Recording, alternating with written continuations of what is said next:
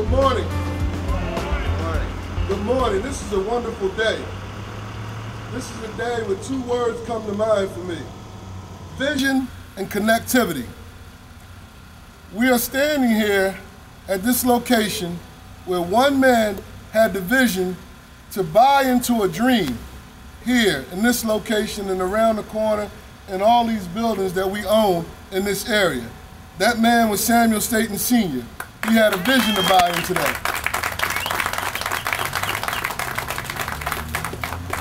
And now he sees a grander vision. His vision is for this, along with the things that you see going on across the street, to revitalize North Broad Street in the same way, in the same manner that they did South Broad Street. Right.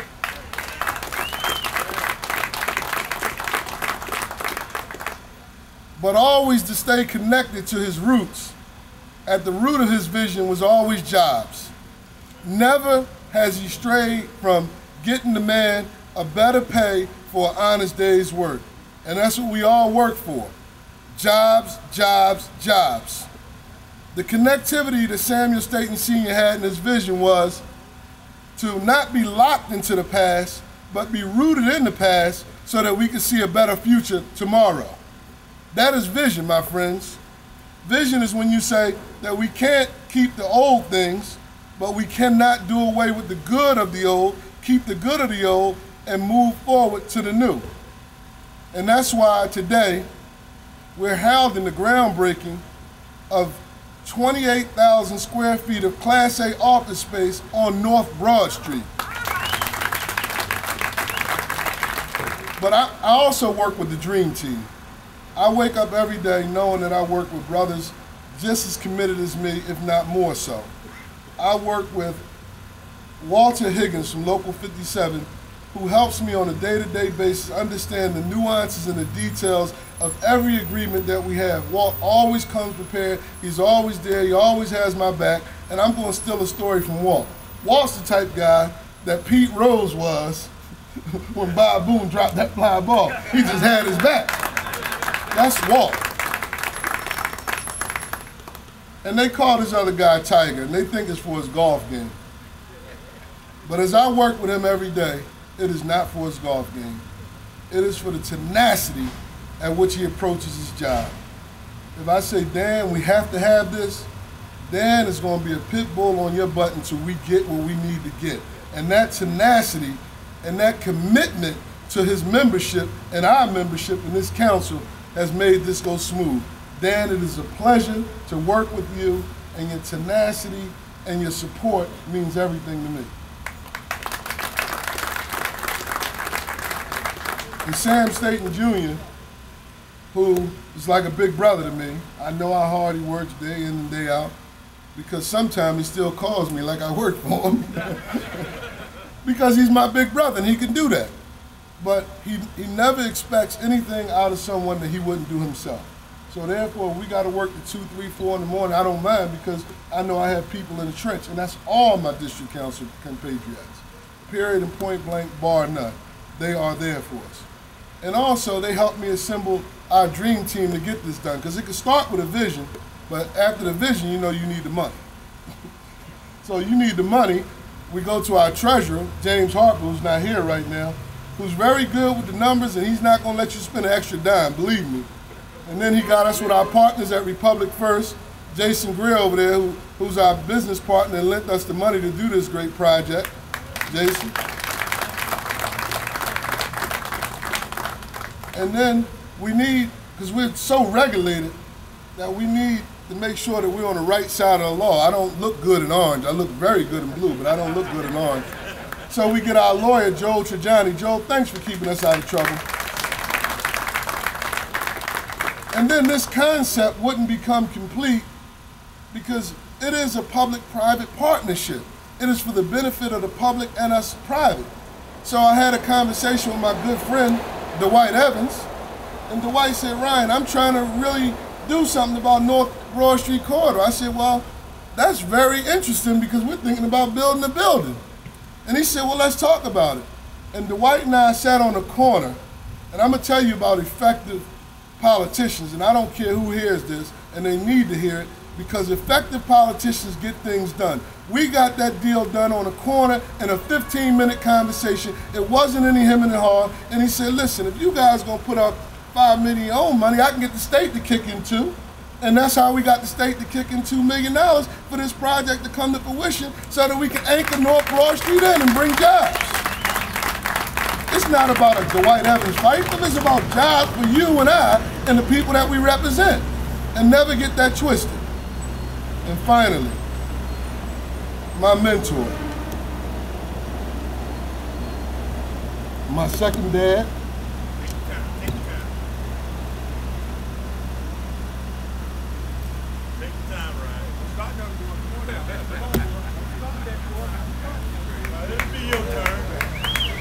it's fitting that we have nothing but the best.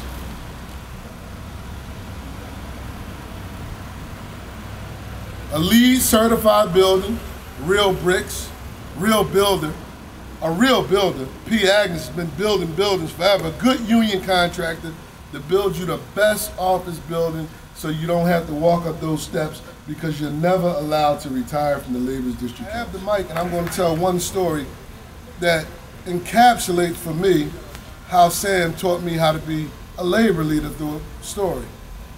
We had a union meeting one night.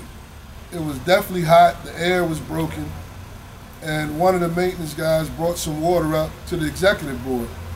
And I was thirsty, I was ready to pop that water, but I looked at Sam, State and Senior. He leaned over, he said, do you have enough for everybody? And he said, no, I don't think so. He said, well, give the water to them, we'll stay thirsty. And I said, yes. But that is wanting for your brother what you want for yourself, and that the members truly coming first at a visceral level. Nobody would have known that, nobody would have seen that, but he knew it, and that day, I think I became a labor leader. But I'm gonna let Sam Staton Jr. in this program because it is his father, and he knows. God is good. Hey, Ryan, you almost had me in that corner there. You gotta cut that out. I'm trying to not cry. And you, yeah. No, I think we'll be okay. This is a good time, good day. I don't have to tell you out there what Sam Staton Sr. means to me, to my family, to my brothers and sisters, to his union family, to the building trade family, to his political family, all the people that's associated with him over his tenure here in the labor movement. Nobody know him, like he said, better than me. And I could be behind him walking in 3 flights of steps, and he made sure he got to the top without a buckle because he knew he had a job to do. And when the council talked about the new building and the idea came up of naming them after him, you know, my bones started to trickle a little bit because, Your Honor, not many people live to see a building or a street named after them. But we knew what he meant to us and what kind of a family man he is. I think my brother's here. I think he got some grandkids over here. Yeah, that's here. Because again, family is so important.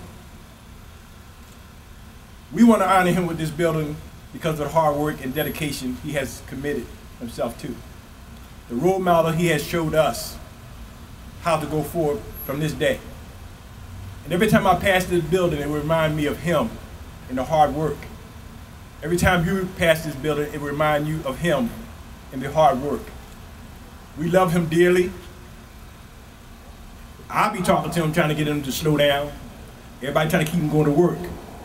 But when you do 50 years any place, it is time to slow down.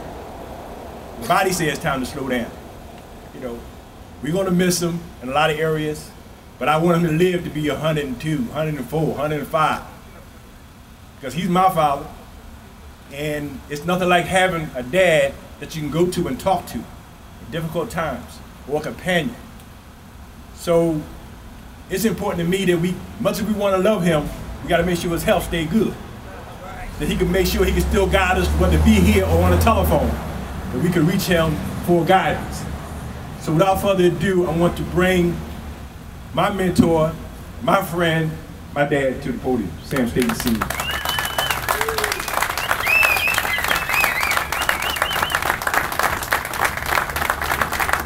Thank you.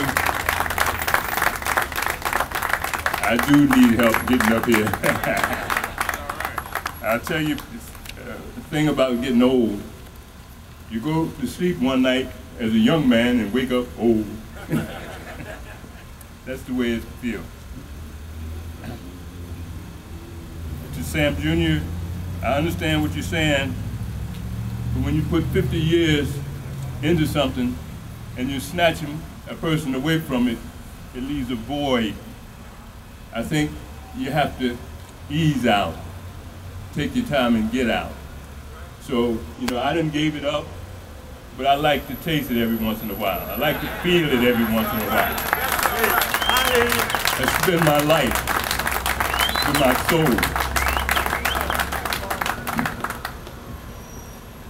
Let me say good morning to you all. To the mayor, my friend Pat Gillespie, my brothers of the Labor's District Council, my brothers and sisters of Local 332, my Councilman Darrell Clark, Brother Seth Williams, and Dwight Evans. And I hope I haven't missed anyone. Mr. Kelly, thank you for being here to share this day with me, and thank you for all of the kind words that you gave me. Rarely in one's life do they get to witness such an event. To borrow a quote from our soon-to-be Sheriff Jewel Williams, he said, "This kind of thing usually happens when you're 6 feet under." I'm humble, truly grateful to the Creator and grateful to the Labor's District Council for this honor. And I got to think about where to begin. This is such a great honor. I've been honored many times and received many recognitions, but this is truly one that I will cherish all my days. Once again, there's so many people who I would like to thank, but there's not enough time. But let me say with all sincerity that I know that whatever I accomplish, I could not have done it without you. It's funny how when I'm honored like this, I seem to always drift back over my life and can pinpoint so many people and events that shaped my life. Growing up as a poor boy in these very streets, I probably would have laughed at anyone saying that one day a building on Broad Street would bear your name. But growing up poor, I believe had much to do with how I'm standing here today. Having a mother and a father struggling, working hard, but taking time to teach you the right way of life. That made the difference. Having a loving, supportive family also made a difference. Meeting and working with people who said and believed, yes, we can, way before there was a President Obama. That made a difference. Together we achieved what was once unimaginable, because no matter what our differences, we never let them become more important than our goals. Our work was based on bettering the lives of workers, not on personalities. We dealt with the issue and not the ego. When I first joined the staff of Local 332, our building was primarily a place where members came to simply pay their dues. After I became business manager, it became a place where members wanted to be. It became their building. I hope that this message is sent about this building, that it is the building that all of the laborers of this region will feel is their building.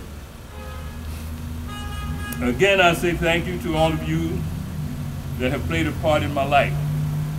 As always, I express a special thank you to the members, past and present, of Labor's Local 332 and their undying loyalty and support.